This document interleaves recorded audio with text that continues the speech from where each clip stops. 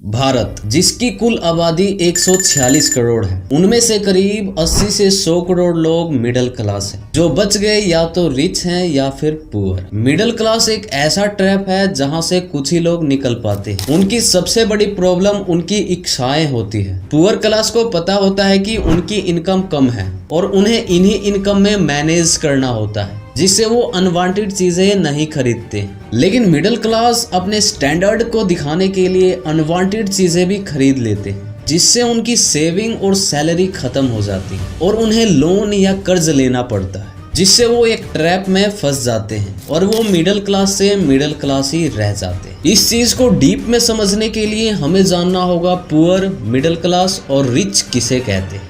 Poor, जिसकी monthly income 3 से 10 हजार तक है।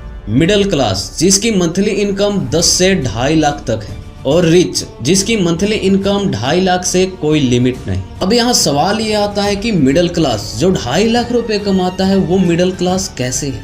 देखो, मिडिल क्लास में भी 3 कैटेगरी होती है। First, lower middle class, second middle class and third upper middle class. Lower middle class जिनकी मंथली इनकम 10 से 20 हजार होती है। मिडिल क्लास जिनकी मंथली इनकम 20 से 60 हजार होती है एंड अपर मिडिल क्लास जिनकी मंथली इनकम 60 से 2.5 लाख तक होती है। लेकिन अभी मैं जो बताने वाला हूँ उससे आपकी आंखें खुली की खुली रह जाएगी। रमेश, जो पर मंथ 20 हजार रुपए कमाता है और अपने आप को लोअर मिडिल क्लास बोलता है। लेकिन महेश, जो 60 हजार रुपए कमाता है और अपने आप को मिडिल क्लास बोलता है। लेकिन सच अब शुरू होता है। महेश, जो फैमिली में अकेला काम करता है, बच्चा पढ़ाई करता है, पत्नी हाउसवाइफ है और माँ घर पे रहती है। अब उसकी इनकम 60 हजार नहीं बल्कि 60 हजार डिवाइडेड बाय 4 हो जाएगी, मतलब 15 हजार। लोअर मिडिल क्लास जिनकी मंथली इनकम 10 से 20 हजार होती है, मतलब महेश मिडिल क्लास नहीं बल्कि लोअर मिडिल क्लास में आता है। अब आते हैं रमेश जी पर, जो मंथली 20 हजार रुपए कमाते हैं। पत्नी 10 से 20 हजार रुपए कमा लेती है। छोटा बेटा भी 20 हजार रुपए कमा लेता है और बड़ा बेटा भी लगभग 20 हजार रुपए कमा लेता है। मतलब ये एक दूसरे पर डिपेंडेंट नहीं है,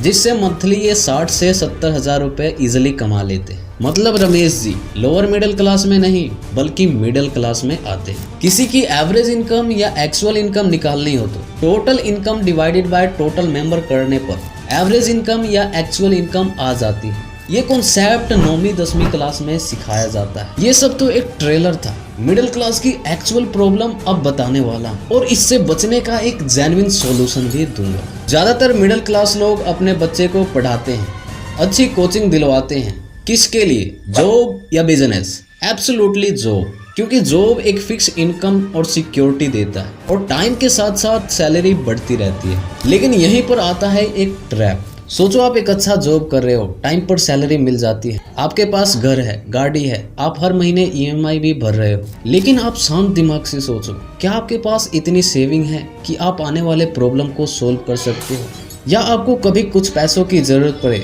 तो किसी से ना मांगना पड़े? अगर आपका जवाब है हाँ, मेरे पास इतनी सेविंग है कि मैं आने वाले प्रॉब्लम को सोल्व कर सकता हूँ, तो आप फाइनेंशियली फ्रीडम की तरफ जा रहे हो। अगर आपका जवाब है ना, मतलब सेविंग कम है और खर्चा ज्यादा हो रहा है, तो आप शायद मिडिल क्लास ट्रैप में फंस चुके हो। लेकिन ये ट्रैप होता क्या है, आखिर ये होता ही क्यों है, और सबसे इम्पोर्टेंट, इससे बाहर कैसे निकला जा सकता है? अगर आप इन क्वेश्चन को समझ गए तो आप मिडिल क्लास ट्रैप से निकल सकते हो।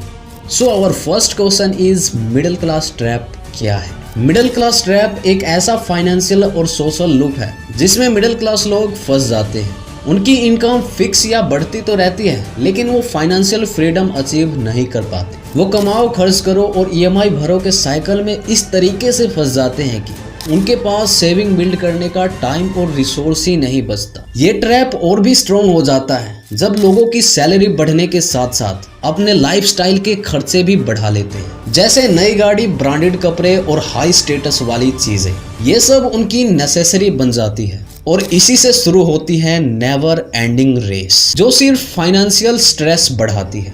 अब आते हैं अपने नेक्स्ट क्वेश्चन पर, ये प्रॉब्लम होती ही क्यों है? इसके कई रीजंस हो सकते हैं। First reason, limited financial growth. मतलब जब आपकी सैलरी बढ़ती है तो आपको लगता है कि आप फाइनेंशियली स्ट्रॉन्ग हो रहे हो, लेकिन सैलरी तो बढ़ती है लेकिन उसके साथ में खर्चे भी बढ़ जाते हैं। जैसे आज से 10 साल पहले एक सिंपल डिनर 200 से 300 रुपए में आ जाता था, लेकिन आज के टाइम पर वही डिनर 1000 से 1500 के बीच में मिलता है। एक नॉर्मल 2 BH फ्लैट जो पहले 30 से 40 लाख रुपए में मिल जाता था, आज वही 80 से 1 करोड़ पहुंच गया है। मतलब आप जितनी स्पीड से पैसे कमा रहे हो उतनी ही स्पीड से खर्च हो रहे हैं। मिडिल क्लास लोगों का एक और बड़ा प्रॉब्लम है, वो सेकंड रीजन में समझाता हूँ। सेकंड रीजन है डेबिट साइकिल का प्रेशर, मतलब लोन और EMI। जैसे घर के लिए होम लोन, गाड़ी के लिए कार लोन और शॉपिंग और वैकेशन के लिए क्रेडिट कार्ड लोन। ये सब देखने में तो अच्छा लगता है, लेकिन आपके सैलरी का एक बड़ा हिस्सा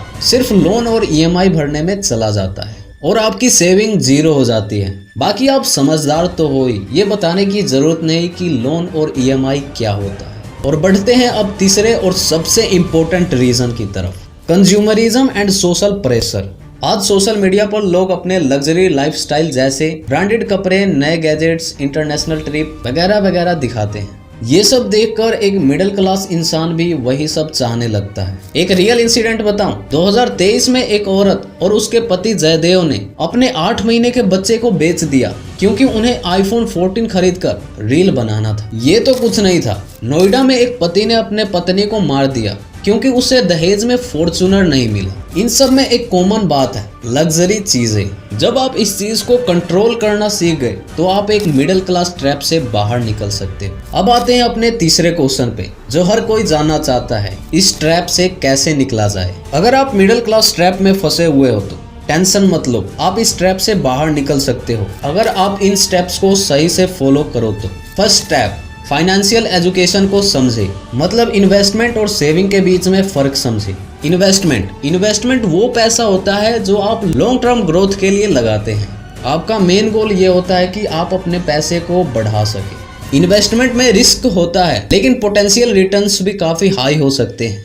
एग्जाम्पल के लिए स्टॉक मार्केट में पैसा लगाना। अब सेविंग को समझते हैं। सेविंग वो पैसा होता है जो अपने फ्यूचर के लिए सेफली रखते हो। ये पैसा आप अपने जरूरत के हिसाब से एक्सेस कर सकते हो। एक पॉइंट ये भी हो सकता है कि आप म्यूचुअल फंड्स, SIP और स्टॉक के फंडामेंटल को समझे। मेरे को इन टॉपिक पर नॉलेज नहीं है तो मैं आपको बता नहीं सकता, आप YouTube पे सीख सकते हो। अगर हम दूसरे स्टेप की बात करें तो मल्टीपल इनकम सोर्स बनाएं, मतलब सैलरी के अलावा आप साइड इनकम सोर्स जरूर बनाएं, जैसे freelancing, blogging, YouTube, stock marketing, जो भी आपको ठीक लगे। मैं भी इस ट्रैप से निकलने के लिए YouTube पर काम कर रहा हूँ और मेरे को फ्रीलांसिंग की भी नॉलेज है, जिससे मैं और भी ज्यादा इजी टू वर्क कर सकता हूँ। अब आते हैं थर्ड स्टेप पे, कंट्रोल स्पेंडिंग करें। मैंने जितने भी मिडिल क्लास ट्रैप से रिलेटेड वीडियो देखी है, सबने एक ही बात बताया है, हर नए गैजेट और फैशन ट्रेंड के पीछे मत भागे। यहीं से मिडिल क्लास ट्रैप शुरू हो जाती है। अपनी जरूरत और लग्जरी में फर्क करें। बाकी आप समझदार हैं ही, कभी ना कभी आप पैसों का हिसाब किया होगा, देखा होगा कि आपने कहाँ एक्स्ट्रा खर्च कर दिए। अब आते हैं फोर्थ स्टेप पर, डेबिट मैनेजमेंट सीख, मतलब EMI और लोन का बोझ जल्दी कम करें। क्रेडिट कार्ड का यूज केवल जरूरत की चीजों के लिए करें,